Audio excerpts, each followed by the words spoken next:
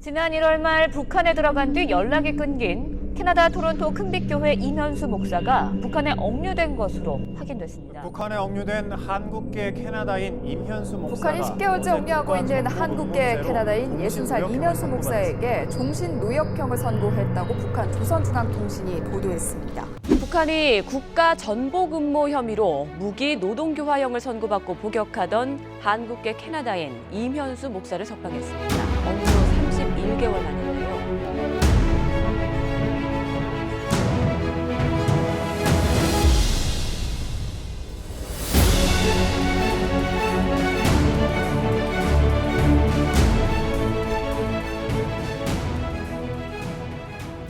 (949일) 동안 힘들지 않은 날이 하루도 없었지만 제일 힘들었던 것은 이제 육체의 힘이 이제 다 고갈되고 한 2달 만에 노동을 겨울에 하면서 손, 발 다 망가지고 팔을 돌릴 힘도 없고 꽃갱이 들 힘도 없고 이제 발가락은 다 동상 걸리고 몸무게는 23kg가 쭉 빠지고 그랬을 때 이제 땅구덩이 하나를 파놓고 거기 엎드려서 잠깐 정말 신음하는 기도를 드렸던 적이 있었어요.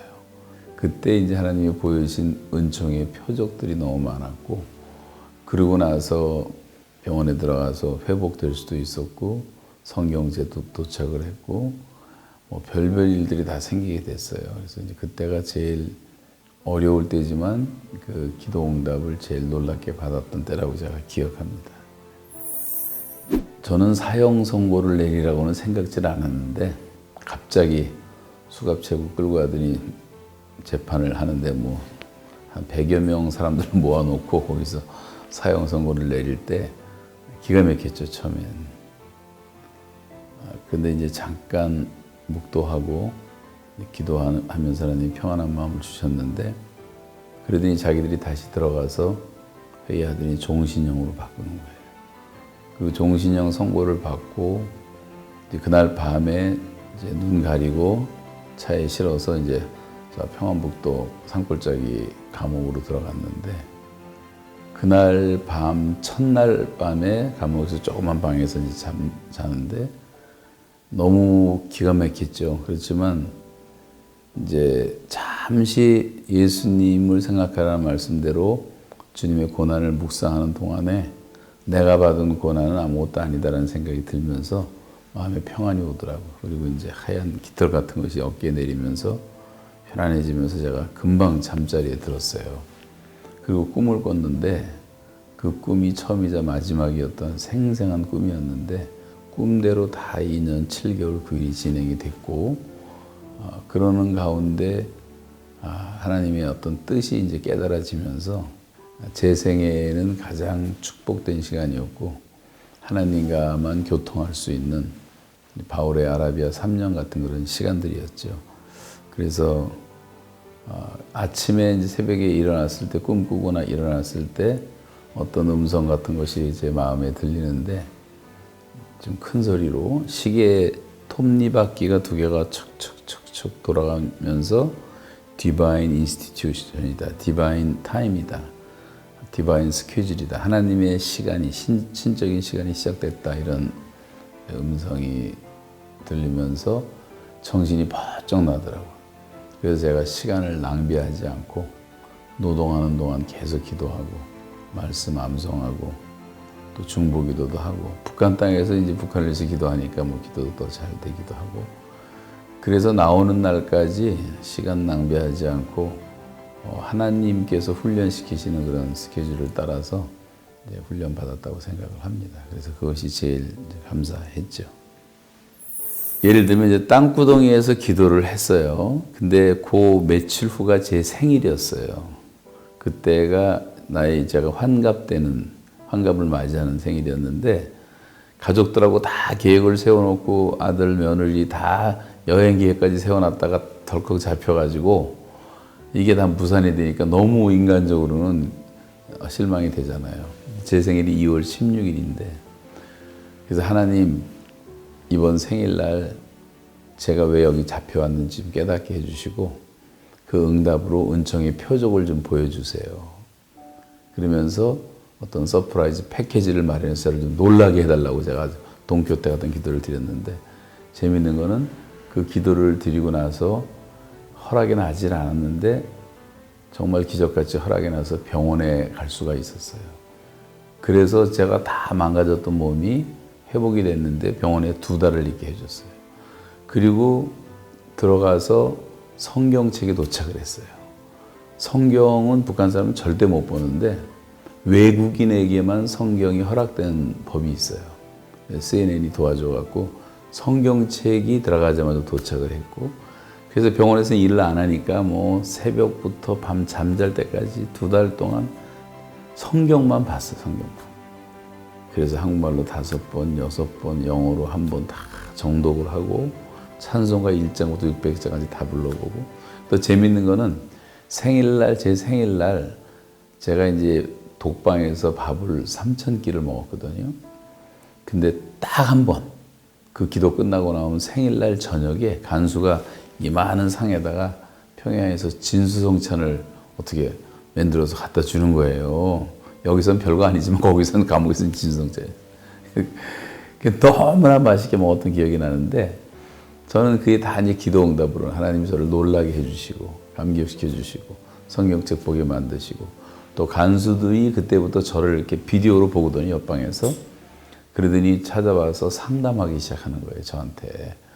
자식 문제도 상담하기 시작하고 그래서 하나님이 다 전도할 수 있는 길들을 열어주시고 그래서 그 간수들뿐만 아니라 저를 이제 조사하던 사람들도 저를 조사하기 위해서 설교를 수없이 읽고 또 비디오를 해커들이 보내온 걸 듣고 하다가 변화가 되는 거예요, 이 사람들이. 그래서 그렇게 욕하고 죽이겠다는 사람들이 정말 친구 삼고 싶었다.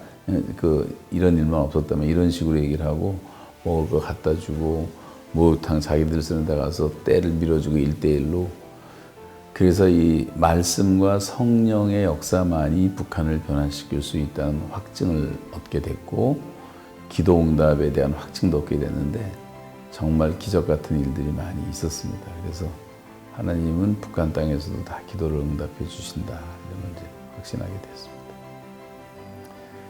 기도라는 것은 뭐 우리가 늘 같이 얘기하듯이 우리 영혼의 호흡이라고 생각하고 또 하나님과의 대화라고 생각을 하거든요.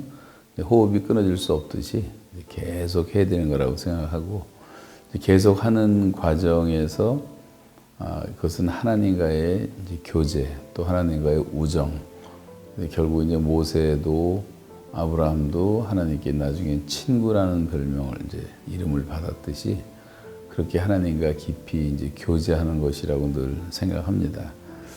그래서 우리가 이제 부모님을 필요할 때만 찾아뵙는 게 아니고 늘 부모님과 이제 교통하고 교제하는 게 중요한 것처럼 하나님에게도 꼭 뭐 어려운 일 당했을 때 필요할 때만 찾아오는 게 아니라 평소에 늘 하나님과 이제 교제하고 하나님의 뜻을 묻고 그것을 하나님이 기뻐하시고 그 기도를 통해서 하나님 영광 받으시고 우리에게는 기쁨을 충만한 삶을 살게 하신다고 하는 것, 저는 그것이 이제 기도라고 늘 생각합니다. 지금 이제 코로나19 때문에 온 세계가 다 고통을 당하고 있는데 대한민국도 마찬가지죠. 저는 지금이야말로 정말 기도할 때라고 생각하고 기도에 깨어 있어야 된다고 생각하고 하나님이 이제 보통 말씀을 하시다가 어떤 위기 때는 확성기로 말씀하듯이 크게 말씀하시는 것이 정신을 차리고 근신하여 깨어서 기도해라. 기도에 힘써라. 근데 성경에서 구하라 찾으라 두드리라도 계속 기도하고 계속 구하고 계속 찾으라.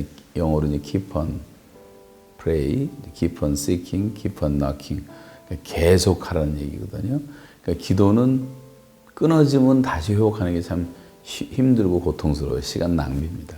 근데 기도를 계속하면 근심도 끊어지고 두려움도 끊어지고 그런 것들을 우리를 침범을 못하지만 기도가 끊어지는 순간 우리의 모든 신앙이 침체가 될 수 있거든요. 그래서 기도는 쉬지 않는 게 장점이에요.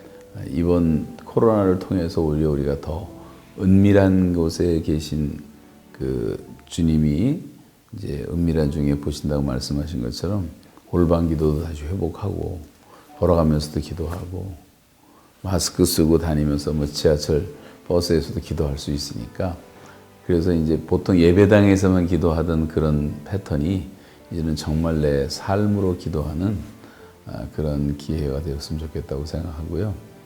코로나가 좀 불편하긴 하지만 제가 여기 와서 2주 격리를 하는데 저는 너무 재밌더라고요. 2주 격리 사람들이 힘들다고 하는데 왜 그러냐면 뭐 내가 먹고 싶고 다 먹고 TV도 볼 수 있고 화장실도 자유롭게 왔다 갔다 하고 제가 949일 동안 감옥에 있는 동안은 365일 24시간 자유가 존재하지 않았어요.